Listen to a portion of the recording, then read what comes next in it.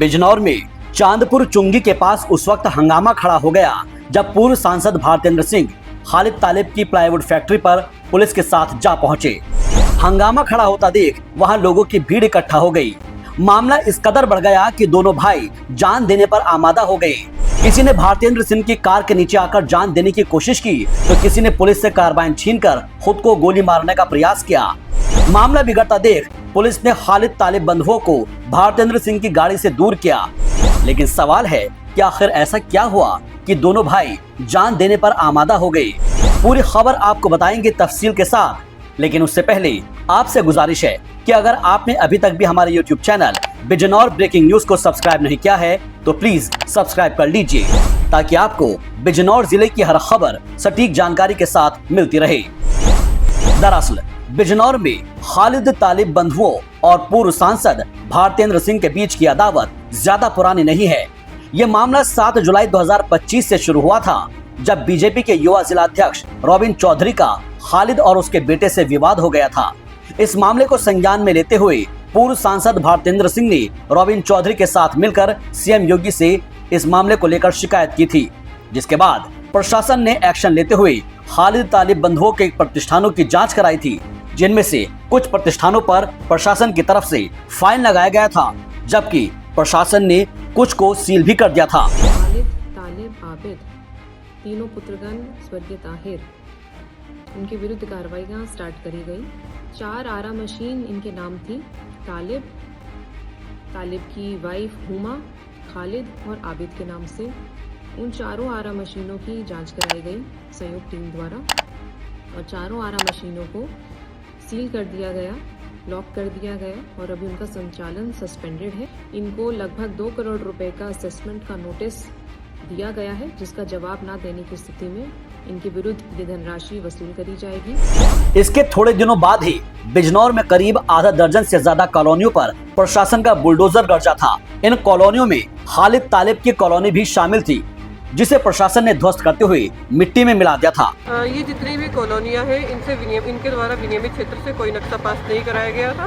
पूर्व में इन्हें नोटिस भी दिया गया और बोर्ड लगाने की कार्रवाई भी इनके ऊपर की गई थी। उसके बाद भी ये लोग आए नहीं और न ही इन्होंने किसी तरह के नोटिस का जवाब दिया। ये लगभग खालिद तालिब की कॉलोनी, इसके अलावा इरशाद की कॉलोनी, सबसाद की कॉलोनी, हरदीप की कॉलोनी, मोहम्मद इनाम की कॉलोनी सहित अन्य लगभग आधा दर्जन कॉलोनियों पर कार्रवाई की गई है, जो आगे भी जारी रहेगी। धन्यवाद। ऐसे में इन सब कार्रवाइयों के बाद आज खुद भारतेंद्र सिंह खालिद तालिब की प्लाईवुड फैक्ट्री पर पुलिस के साथ जा पहुंचे। बस फिर क्या था, हंगामा खड़ा हो गया। खुद के खिलाफ एक के बाद एक होने वाली कार्रवाई से आजिज़ाकर दोनों भाई आग बबूला हो गए और प्रशासन पर एक तरफा कार्रवाई का आरोप लगाते हुए खुदकुशी की धमकी दे डाली। एक तरफा कार्रवाई कर रहा हूं। अब हम आदत लगाएंगे और आज लड़ाई खत्म हो गई। संसद जी आज लड़ाई खत्म हो गई। रोहित आत्महत्या करेगा, लोग आत्महत्या करेंगे। इस संसद में जाऊंगा आत्महत्या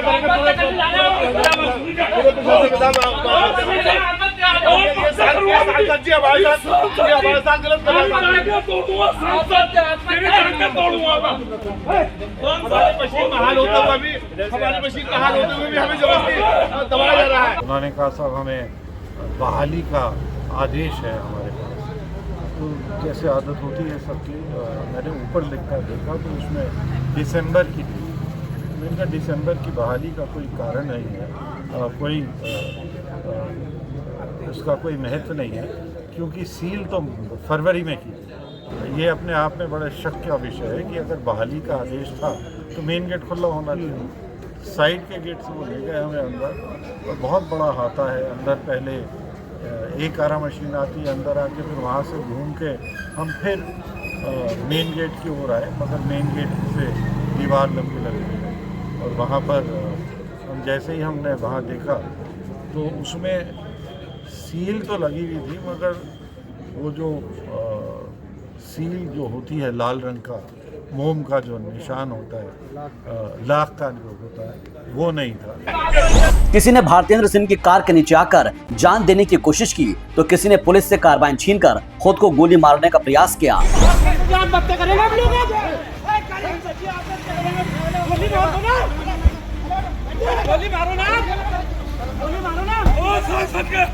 ला हमारे जगह गोली मार ला हमारा गोली मार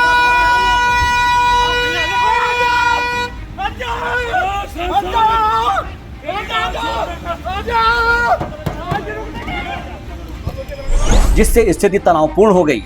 आनन फानन में भारतेंद्र सिंह प्लाईवुड फैक्ट्री से बाहर निकले और अपनी कार में सवार होकर वहां से रवाना हो गए। फिलहाल ऐसी हमने आए मुझे कहा कि आप गाड़ी में बैठिए था, आप पहले जैसे ही मेरे गनर कुलवंत आए तो उन्होंने कुलवंत की बंदूक छीनने की कोशिश करी। कुलवंत उससे भिड़ने लगे, गाड़ी रोकने की कोशिश करी।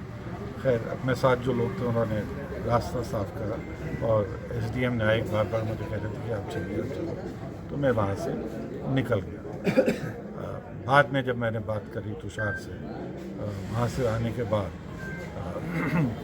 तो फिर मुझे तुषार ने बताया कि उन्हें अंदर ले गए और पहले उनसे कहा कि तुम्हारा जो पहले ही एफआईआर हुई जिसमें भी उन्होंने बिल्कुल इसी तरह से, और इसके दौरान जब मैं गाड़ी में बैठा उस समय उन्होंने खालिद ने आके गाड़ी का जो बैक मिरर होता है उसे तोड़ने की कोशिश करी।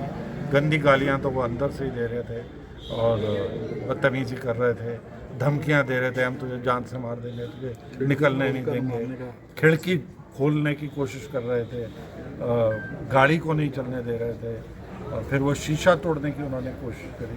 हत्या करने का प्रयास तो निश्चित था, तुषार कह रहा है उस पर गोली भी चलाई गई है, तो हत्या करने का प्रयास निश्चित था। एक सरकारी आदमी एक पुलिस वाले का असला छीनने का मतलब क्या है? अच्छा, सरकारी आदमियों के मौजूदगी में जिले स्तर के अधिकारी वहाँ खड़े हैं, एडीएम न्यायिक और एसडीएम, उनके सामने ये बदतमीजी की जरूरत क्या है? फिलहाल प्रशासन पूरे मामले पर नजर बनाए हुए हैं। थाना क्षेत्र कोतवाली में एक प्रकरण संज्ञान में आया है जिसमें एक आरा मशीन की जांच करने के लिए एडीएम स्तर के एक अधिकारी गए थे और उनके साथ कुछ वन विभाग के कर्मचारी गए थे। इस जांच के दौरान वहाँ पर जो है निवर्तमान सांसद जी भी वहाँ पर गए थे कुछ व्यक्तियों के साथ। जिन व्यक्तियों की जांच हो रही थी उनके द्वारा सभी के साथ जांच से क्षुब्ध होकर अभद्रता की गई और गाड़ी के सामने लेटने का प्रयास किया गया। इस संबंध में जो है कुछ वीडियोस प्राप्त हुई हैं और वहाँ पर जो व्यक्ति गए थे उनमें से एक व्यक्ति द्वारा जो है संपूर्ण घटनाक्रम के संबंध में तहरीर दी गई है, जिसके आधार पर अभियोग पंजीकृत कर जो व्यक्ति हैं 3 आरोपी हैं इस प्रकरण में, उनके विरुद्ध आवश्यक विधिक कार्रवाई सुनिश्चित की जाए। ऐसे में देखना होगा कि इस मामले में पुलिस अब क्या एक्शन लेती है। वैसे इस मामले को लेकर आपकी क्या राय है, आप कमेंट करके अपनी राय बताएं। बिजनौर ब्रेकिंग न्यूज के लिए शाहबाज अहमद की रिपोर्ट।